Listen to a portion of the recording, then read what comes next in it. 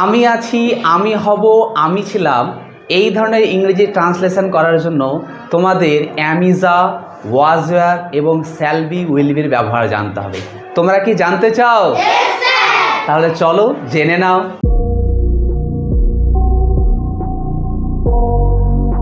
তোমরা জানো অ্যাম মানে হই বা আছি। তাহলে অ্যামের পাস্ট ফর্ম কী হবে? ওয়াজ। ওয়াজ মানে ছিল। হবর ইংরেজি কী হবে? Shall be. ইজ মানে হয় বা আছে, ইজের পাস্ট ফর্ম ওয়াজ। আর হবের ইংরেজি হবে উইল বি। আর মানে তোমরা জানো হও বা আছে। আরের পাস্ট ফর্ম ওয়্যার।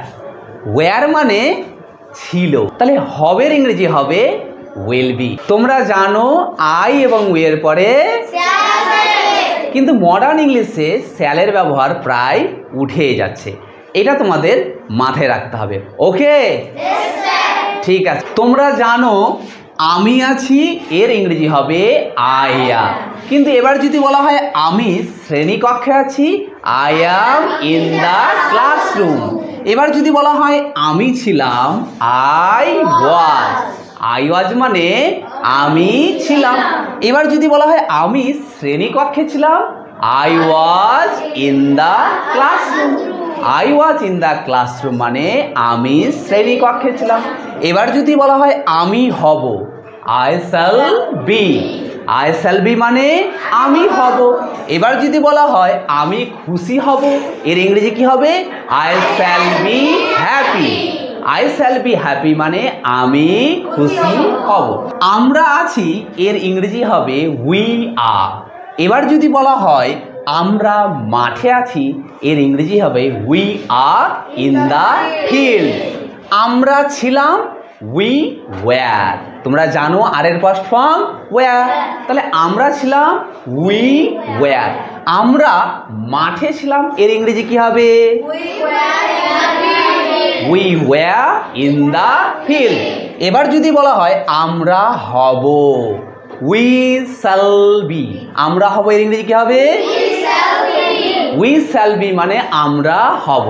আমরা সতর্ক হব, এর ইংরেজি হবে উই শ্যাল বি কেয়ারফুল। কি বললাম বলো তো? Yes, we shall be careful মানে আমরা সতর্ক হব। তারপরেরটা দেখো তুমি আছো, ইউ আর মানে তুমি আছো। এবার যদি বলা হয় তুমি বাড়িতে আছো, ইউ আর অ্যাট হোম। কি বললাম বলো তো? You are at home. You are at home মানে তুমি বাড়িতে আছো। এবার যদি বলা হয় তুমি ছিলে, ইউ ওয়্যার। ইউ ওয়্যার মানে তুমি ছিলে। এবার বলা যদি হয় তুমি বাড়িতে ছিলে, you were at home. You were at home মানে তুমি বাড়িতে ছিলে। তুমি হবে, ইউ উইল বি। কি বললাম বলো তো? ইউ উইল বি মানে তুমি হবে। এবার যদি বলা হয় তুমি ধনী হবে, এর ইংরেজি কি হবে? Yes, you will be rich মানে তুমি ধনী হবে। তারপরেরটা দেখো সে আছে, হি ইজ বা সি ইজ মানে সে আছে। সে আছে ইংরেজি কি হতে পারে? হি ইজও হতে পারে, আবার সি ইজও হতে পারে। এবার যদি বলা হয় সে ঘরে আছে, তাহলে সে ঘরে আছে, he is in the room. He is in the room. তাহলে সে ঘরে আছে এর ইংরেজি কি হবে? Yes, he is in the room মানে সে ঘরে আছে। সে ছিল, হি ওয়াজ বা সি ওয়াজও হতে পারে। তোমরা জানো ছেলেদের ক্ষেত্রে আমরা হি বসাবো, আর মেয়ে থাকলে কি বসাবো? সি। তাহলে সে ছিল, হি ওয়াজ। এবার যদি বলা হয় সে ঘরে ছিল, এর ইংরেজি কি হবে? Yes, he was in the room মানে সে ঘরে ছিল। এবার যদি বলা হয় সে হবে, এর ইংরেজি কি বলতো? He will be. সে হবে এর ইংরেজি কি হবে? He will be. এবার যদি বলা হয় সে ধনী হবে, হি উইল বি রিচ। এবার যদি বলা হয় সে ডাক্তার হবে, he will be a doctor. He will be a doctor. আচ্ছা, সে ডাক্তার হবে এর ইংরেজি কি হবে? হি উইল বি আ তাহলে he will be a doctor মানে সে ডাক্তার হবে। তার পরেরটা দেখে নাও, তারা আছে। তারা আছে তার মানে এর ইংরেজি কি হবে? দে আর।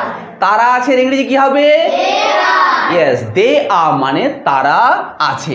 এবার যদি বলা হয় তারা কলকাতায় আছে, they are, yes, they are in Kolkata. They are in Kolkata মানে তারা কলকাতায় আছে। এবার যদি বলা হয় তারা ছিল, তার ইংরেজি কি হবে বলো তো? ইয়েস, দে ওয়্যার মানে তারা ছিল। এবার যদি বলা হয় তারা হবে, এর ইংরেজি কি হবে? They will be. তারা কলকাতায় হবে, এর ইংরেজি কি হবে? Yes, they will be in Kolkata মানে তারা কলকাতায় হবে। তারপরেরটা দেখো, ঘরটি আছে, দ্য রুম ইজ। ঘরটি আছে এর ইংরেজি কি হবে? তাহলে ঘরটি আছে এর ইংরেজি কি হবে? তাহলে ঘরটি কি আছে? ঘরটি নোংরা আছে, দ্য রুম ইজ ডার্টি। ঘরটি নোংরা আছে এর ইংরেজি কি হবে? Yes, the room is dirty মানে ঘরটি নোংরা আছে। এবার যদি বলা হয় ঘরটি ছিল, দ্য রুম ওয়াজ। এবার যদি বলা হয় ঘরটি ছিল, দ্য রুম, ঘরটি ছিল এর ইংরেজি কি হবে? এবার যদি বলা হয় ঘরটি নোংরা ছিল, the room was dirty. The room was dirty তার মানে হচ্ছে ঘরটি নোংরা ছিল। এবার যদি বলা হয় ঘরটি হবে, দ্য রুম উইল বি। ঘরটি হবে, দ্য রুম উইল বি। এবার যদি বলা হয় ঘরটি নোংরা হবে, the room will be dirty. The room will be, কি বললাম? The room will be dirty. তারপরেরটা দেখো, ছাত্রগুলি আছে। এখানে কিন্তু একের বেশি ছাত্র রয়েছে, বুঝতে পেরেছো? ছাত্রগুলি আছে, দ্য স্টুডেন্টস আর। এবার যদি বলা হয় ছাত্রগুলি ঘরে আছে, the students are in the room. The students are in the room. এবার যদি বলা হয় ছাত্রগুলি ছিল, দ্য স্টুডেন্টস ওয়্যার। একের বেশি বোঝাচ্ছে তার জন্য কি হবে? ওয়্যার হবে, দ্য স্টুডেন্টস ওয়্যার। এবার যদি বলা হয় ছাত্রগুলি হবে, দ্য স্টুডেন্টস উইল বি। ছাত্রগুলি হবে, দ্য স্টুডেন্টস উইল বি। ছাত্রগুলি ঘরে হবে, the students will be in the room.